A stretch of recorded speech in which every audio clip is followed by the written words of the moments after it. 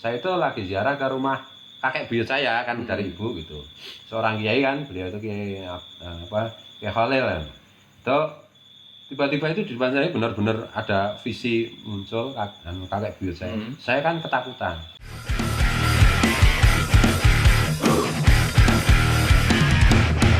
Bismillahirrahmanirrahim. Assalamualaikum warahmatullahi wabarakatuh. Waalaikumsalam warahmatullahi wabarakatuh. Jalur Cinta Rofa bersama Gus Fuad Barat Dan Mas Joni Aryadi, pengasuh Pondok Pesantren Raudatul Fatihah, sastrawan dari Indonesia.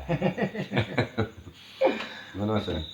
Orang-orang soleh itu tidak meninggal, tetapi mereka tetap hidup di sisi Allah dan menerima rezeki. Begitu keterangannya kan begitu. Nah, jadi ketika ada orang-orang yang mengatakan bahwa berziarah ke makam para wali kemudian bertemu dengan para wali, berarti itu betul, Gus? Ya betul. Betul. Nah, gimana ini? Ada kisah tertentu nggak yang bisa dibagikan ke teman-teman yang tidak percaya? Jadi ini ya, wala tasabanna alladziina qutilu fi sabilillahi amwat bal ahya'un 'inda rabbihim yurzaqun. Jangan sekali-sekali Tuhan itu menekankan itu pakai kalimat taukid, pakai bentuk kata taukid itu. Jangan pernah sekali-sekali kamu itu mengira orang yang syahid itu meninggal. Tapi mereka senantiasa hidup di sisi Tuhannya dan Tuhan senantiasa melimpahkan rezeki. Dan tafsir tentang ayat ini di kalangan pesantren udah jumhur ulama lah udah. Iya. Itu di situ itu maksudnya diberi anugerah rezeki oleh Allah itu yaitu orang yang meninggal itu bisa berkomunikasi dengan orang yang hidup, bisa melihat orang hidup kapan saja dan bahkan menyertai orang-orang yang hidup yang sedang beribadah. Gitu. Oh, jadi bisa hadir itu? Iya, hadir dan menemui. Iya, dan menemui gitu. Jadi banyak kisah misalnya bahkan secara fisik ya. Ada dua contoh yang Guru Sekumpul itu wafat tahun 2005. Iya. Tapi sampai 2008 itu di Palestina itu orang masih ketemu secara fisik. Secara fisik masih Iya. ketemu.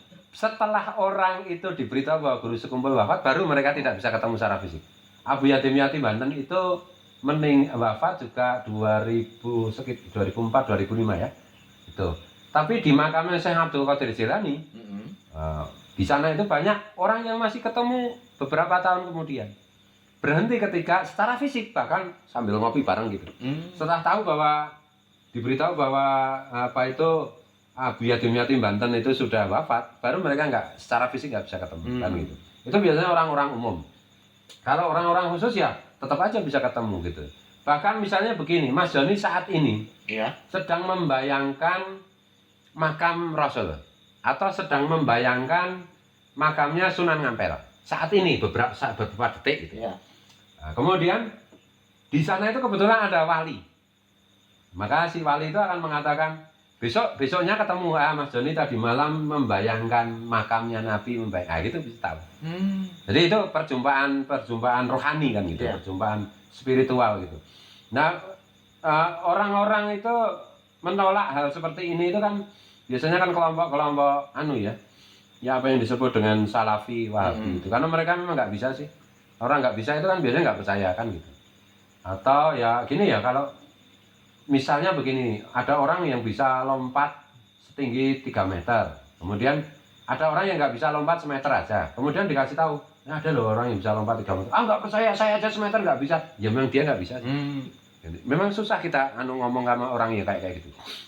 Tapi pengalaman dan itu di dalam podcast tentang itu ya, kemarin kita tentang lagu itu ya, tentang pertemuan mistis dengan Guru Sekumpul itu ya, saya jelaskan bahwa itu bisa di breakdown, bisa dikonfirmasi secara faktual gitu, bukan sekedar saya ketemu arwahnya Guru Sekumpul terus ini buktinya apa, itu bisa dibuktikan di alam nyata masalahnya itu kan itu tak. Nah orang mungkin tidak percaya karena banyak pemalsu cerita. Jadi misalnya begini, saya ketemu Abu Yatim Yatim di alam jagat. Abu Yatim Yatim mengatakan sebentar lagi ada temanmu namanya Mas Joni Aryadianata mau datang ke sini bahwa temennya punya masalah ini begini dan begini kan. Kamu nanti jawabnya begini. Kira-kira ya 1 jam lagi lah.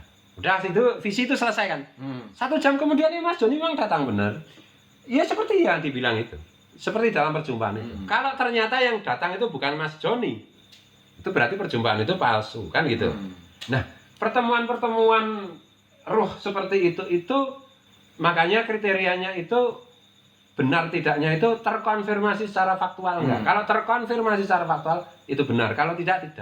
Dan orang yang bisa ketemu seperti itu permulaannya pasti dimulai dari bertemu Rasulullah dulu.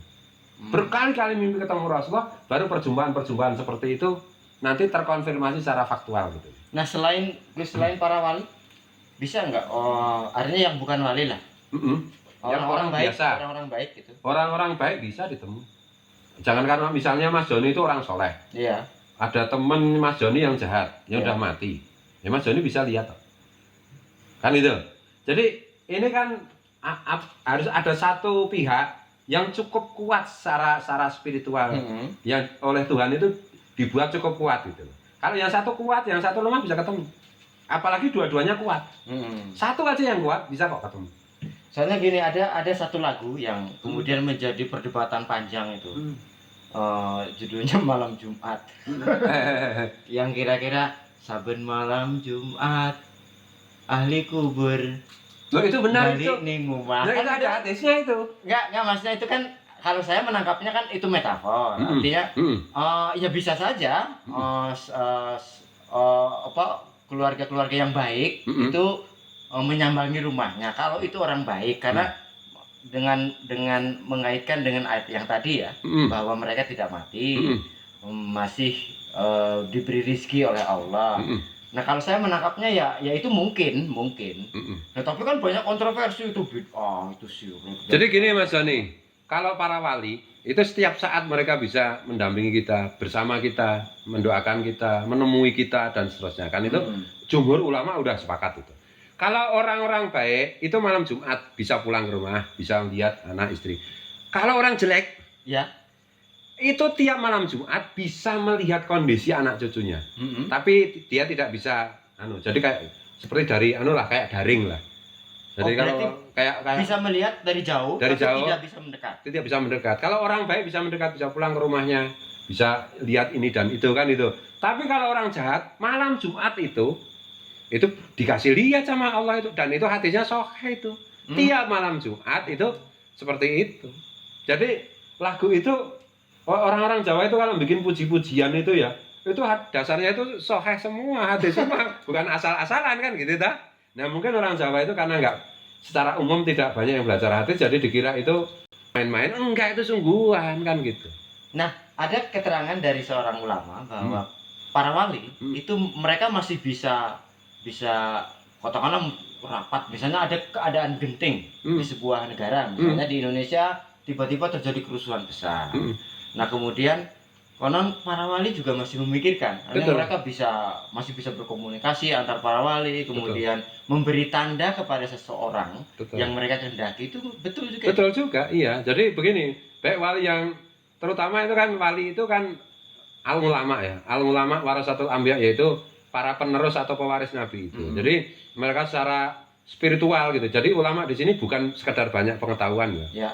Tapi memang dipilih oleh Rasulullah untuk menjadi pewarisnya kan gitu. Itu ya kalau itu kan yang mereka yang ngurusi dunia ini, kehidupan ini, umat Rasulullah ini. Jadi mereka kadang kumpul, kadang ini gitu. Mereka konsultasi dengan wali-wali yang sudah meninggal. Wali-wali sudah meninggal itu seperti ya kalau menteri itu ya sudah mantan menteri kan gitu kalau itu sudah wafat itu ya. Nah, yang aktif itu kan menteri yang sekarang masih berlaku. Nah, ini wali-wali ini kan menteri-menterinya Rasulullah. Jadi mereka benar-benar bertemu. Bukan sekedar metafor, enggak, bertemu bener. Oh, ini Indonesia kayak begini. Oh, ini wilayah Indonesia, ini gimana wali-wali di Indonesia pada kumpul gini. Oh, minta arahan dari pusat kewalian gitu. Yang mimpin kan Nabi Khidir. Jadi yang mengorganisir itu Nabi Khidir kan itu. Nah, kemudian gini Gus, kalau artinya ziarah kubur atau ziarah kepada makam para wali itu sebetulnya yo sangat penting juga ya. Sangat penting. Jadi gini Mas Joni, kalau soal itu ya. Saya itu pernah kan dulu waktu muda itu habis jadi nggak karu-karuan itu saya bertobat macam-macam, terus atas saran almarhum Mbah Mat Watu Congal, Kiai Ahmad Abdul Haq Watu Congal itu bin Mbah Dalhar, kemudian saya bertobat macam-macam. Dan saya kan ada informasi mengenai ziarah kubur bisa ketemu orang macam-macam kan itu. Tiba-tiba itu tanpa sengaja. Saya itu lagi ziarah ke rumah kakek buyut saya kan dari ibu gitu. Seorang kiai kan, beliau itu kiai Kiai Khalil kan. Itu tiba-tiba itu di depan saya benar-benar ada visi muncul kakek buyut saya. Saya kan ketakutan. Wah ini jin, ini setan. Iya. Saya lari kan, kan lari. Kemudian ya saya nggak berani cerita dengan siapapun termasuk anak istri itu kan habis Jumatan. Kemudian saya kan waktu itu sudah mulai belajar dengan Ki Abdul Muhid di jalan almarhum. Dan saya dalam hati itu saya nanti habis asar saya harus menghadap Ki Abdul Muhid kan. Nah habis itu saya ke sana itu Ki Abdul Muhid udah siap di ruang tamu, udah nyiapkan 2 minum, udah sini udah tak tunggu. Batinku sok tahu aja lo kan gitu. Ya, karena ini guru saya harus jangan. Kemudian Kiai itu bilang, kamu mau cerita apa langsung jawaban? Gitu. Dia bilang, langsung jawaban kan gitu. Dalam hati saya, apa kamu tahu? Langsung beliau itu ngomong, itu kakek buyutmu kamu anggap jin, kamu anggap hantu gimana? Kamu pengen ketemu, ditemui, kamu lari ketakutan gimana kamu itu? Kurang ajar tuh namanya, sambil bergurau. Iya. Oh jadi itu iya memang begitu kan itu. Jadi artinya, ya itu kan terkonfirmasi secara faktual kan gitu. Nah untuk supaya upaya kita supaya tetap terhubung dengan mereka yang baik-baik itu supaya ya kita juga ikut terjaga lah. Itu ada upayanya nggak? Selain berziarah ke makam-makam mereka. Ziarah itu kan ada 2 ya, ziarah zahir, Ya. kita mendatangi makamnya, atau ziarah batin yang diajarkan para wali terutama guru sekumpul. Jadi misalnya Mas Joni itu membayangkan makam kakeknya yang di daerah tempat kelahiran Mas Joni, membayangkan gitu. Nah itu sudah ziarah. Nah, itu kakeknya Mas Joni sudah merasa didatangi Mas Joni. Dan nanti beliau juga akan mendatangi kita. Jadi kita sering mengingat kan gitu, sering teringat orang-orang baik kan gitu. Nah, dengan mengirim Al-Fatihah? Ya, itu salah satu bentuk mengingat kan sebenarnya, Mas Joni. Salah satu daripada cuma mengingat tok ya kita kirim Fatihah, kita kirim doa. Masa cuma mengingat aja. Tapi esensinya itu mengingat sebenarnya. Yang paling pokok itu mengingat, misalnya saya ingat kakek buyut saya, kemudian saya bacakan sholawat lah, niatnya pahalanya saya kirimkan kepada beliau kan. Enggak juga nggak apa-apa, kakek buyutku sedang ngapain ya kan itu, apa sedang jalan-jalan, karena kayaknya dia wali sih, jalan-jalan di mana ya, ya nggak apa-apa juga. Jadi nggak harus serius gitu loh Mas Joni. Nah gitu nggak harus juga, yang penting itu di film-film barat aja kan begitu. Misalnya ada orang mati temannya itu, kamu mas tetap akan hidup karena akan selalu ada dalam ingatanku. Nah hubungan rohani itu sebenarnya mengingat, mengingat-ingat gitu. Jadi akan terhubung terus dengan mengingat itu. Oke, terima kasih Gus. Jalur Cinta Rofa, kita bertemu di episode berikutnya. Assalamualaikum warahmatullahi wabarakatuh. Waalaikumsalam warahmatullahi wabarakatuh.